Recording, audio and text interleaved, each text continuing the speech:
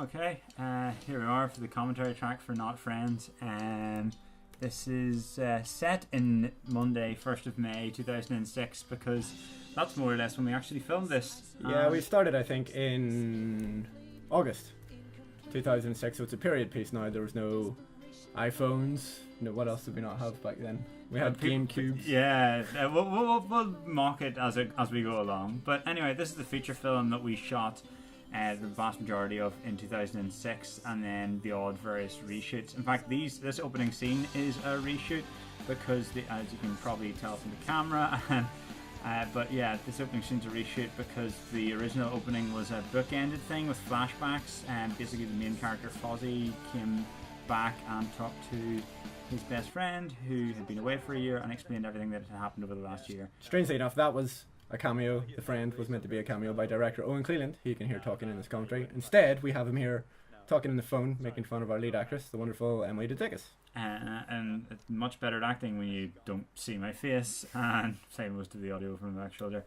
Anyway, yeah, the biggest problem I think the film has, of many, is that the opening doesn't really work. Once it takes too long for the two main characters to kind of become friends and get their chemistry together and so or on. Not friends. Or become not friends, yes. I'm reluctant about spoiling things since we're doing this as a web series, but I presume if you're listening to this you don't mind some spoilers. But anyway, I felt like with the original intro it just took those up, and we tried to get the two of them together, and sort of the earlier drafts had a lot of plot and the plot just kind of drifted away because it wasn't really working. There's all this stuff about about notes and why he needed her to teach him through the class, to get through the exam and yada yada, and it just didn't work. So bits of that are still in it when they'll come up. So when they do come up, just ignore them. And they won't bother you if you don't bother them. But I don't like that the first time we see me, this is Fozzie, obviously here, played by my wonderful self. This is probably about 2 years after the principal photography. 2 to 3.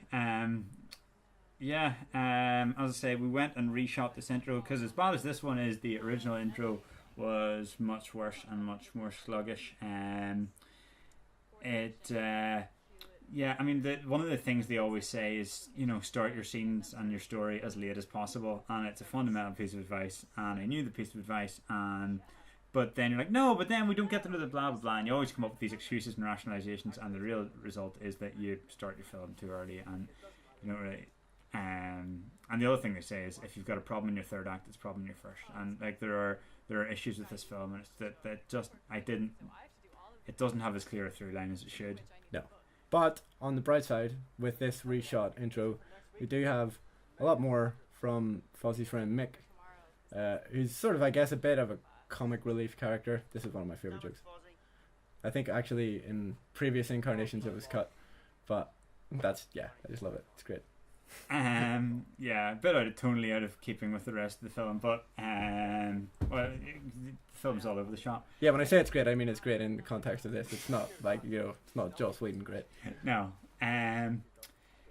So what we're trying to do with this scene is sort of set up why they need to hang out together and why they need to be friends, and there's got to be a much more elegant way to do it. So you can tell that it's going on too long because we've run out of things to say about it, so we're just describing it basically. Yeah. But for anyone who's interested, we shot this film on Sony Z1s, which at the time was high definition. This is before phones had high definition cameras, and it was terrifically exciting at the time.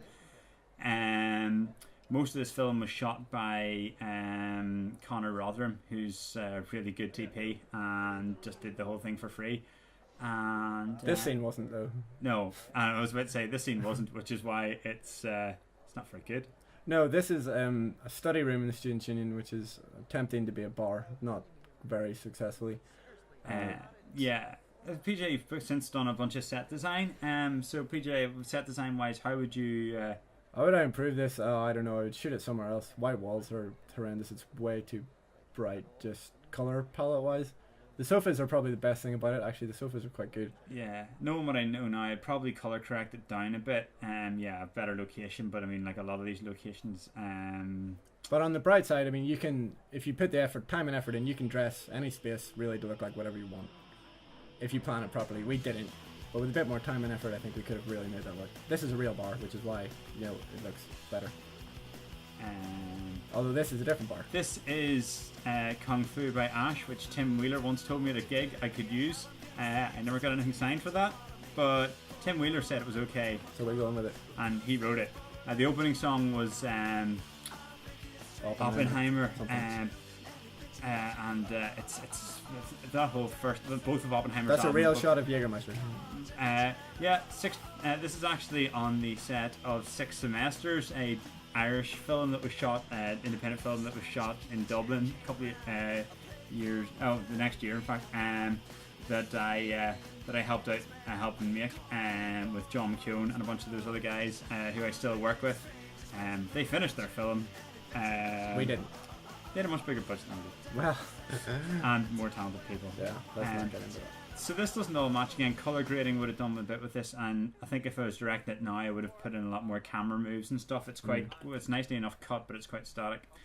This is a scene. This was actually right way back when I was a teenager, and I knew I just wanted to make a slice of life student film. I wanted to capture, and this scene doesn't do it, but I've always wanted to capture the energy, not of a night out, but the energy of about 3 a.m. where you're kind of walking around an almost empty city.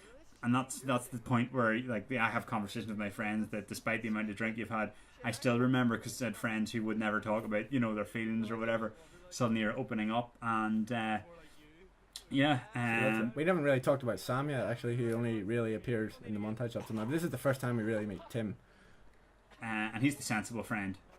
He's the kind of Fozzie's conscience even. He's conscious what? And he kind of, I put him in it originally because I liked the idea of having a supporting character who fell out of love over the course of a rom-com and kind of comes to terms with it. So just because everyone wants a happy ending in a rom-com and so on, and I thought it would just be nice to have a supporting character who you really liked, who just his relationship fell apart, not through necessarily either of their faults, but